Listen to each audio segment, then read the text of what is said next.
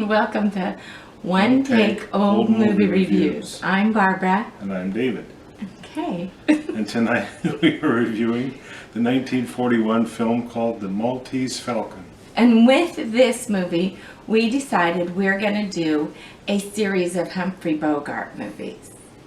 And we're hoping to do anywhere from 5 to 7 movies, not including the Key Largo that we just watched, that we just reviewed. Anyway. So tonight it stars Humphrey Bogart. Hey! Yeah. And Mary Astor.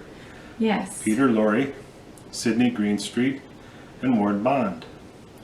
And Humphrey Bogart plays a detective called Sam Spade. And he is involved, his partner. They are asked by a mysterious woman who comes into their office well, actually she's looking for her sister in San Francisco. And it ends up kind of being a mystery. A ruse, because she's actually in hunting in pursuit of the Maltese Falcon, which is a jewel-encrusted bird which was originally given by a private group to a head of state.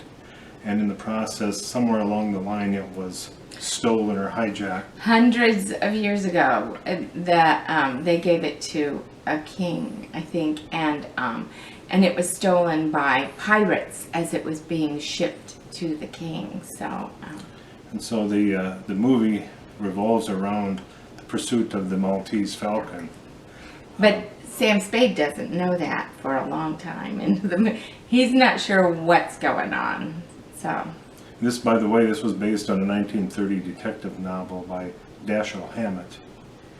I don't know what else to say about the movie itself. It was enjoyable.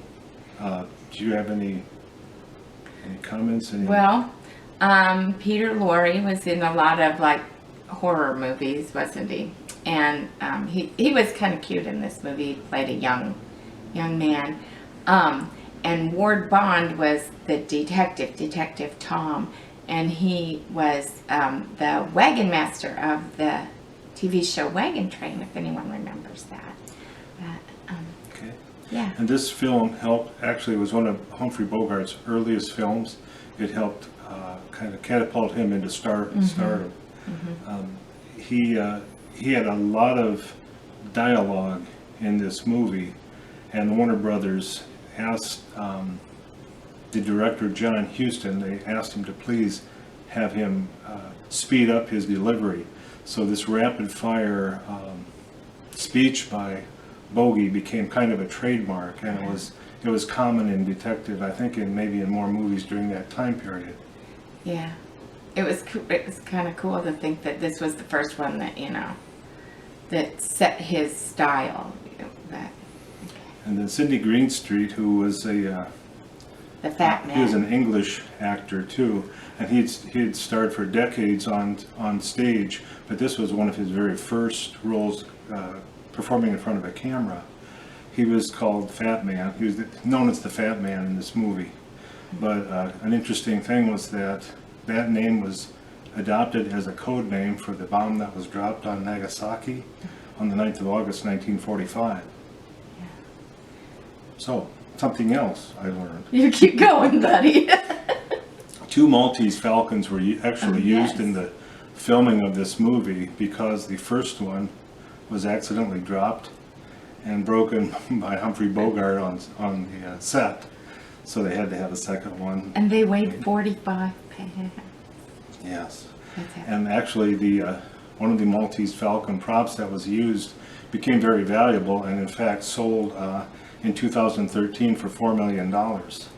And I believe I read somewhere it was Steve Wynn in Las Vegas, and it's there in his art collection. So with that, that's what we know about the movie. I think we both enjoyed it. It's yeah, it was black and white, so my grandkids wouldn't watch it. And my brother, I just found out, won't watch it either. So, but they're going to miss out, because it was a really good movie. And you had to kind of keep on top of things because everything just kept changing. I mean, like she was coming in looking for her sister who had been taken away by a bad guy.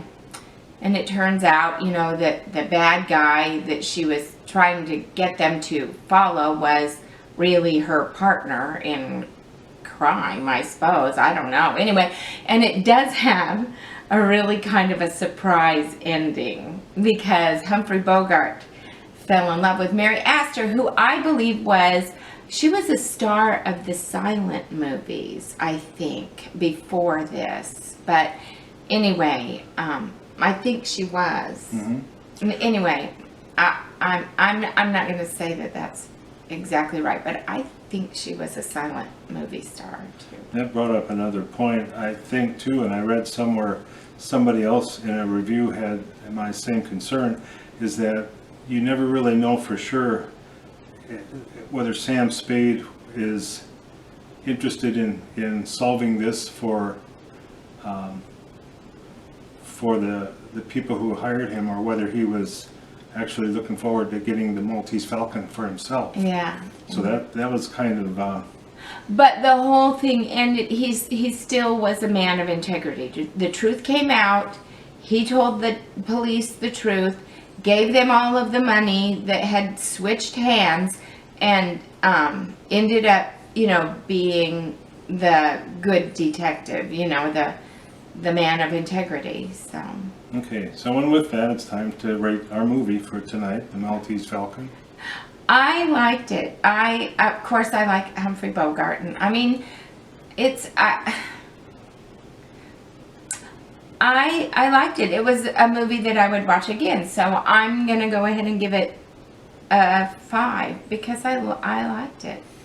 I like Humphrey Bogart movies anyway. He's kind of he's got a stage presence anyway, I think. Yeah. But I gave it a 4 because of his rapid fire delivery during the entire movie, and I have hearing loss, so I was using closed captioning, and some of the time it was very hard to keep up with the closed captioning. As the movie was moving along, the dialogue was very fast. Sometimes there wasn't time to read the entire closed captioning, so I might have missed a little bit, and that was kind of a downfall for me. Yeah. So that's the movie anyway, The Maltese Falcon. It was good. And we'll see what our next Humphrey Bogart film is. Stay Yes, tuned. like we said, we're going to try to do a series of Humphrey Bogart movies. So Thanks for watching. stay with us.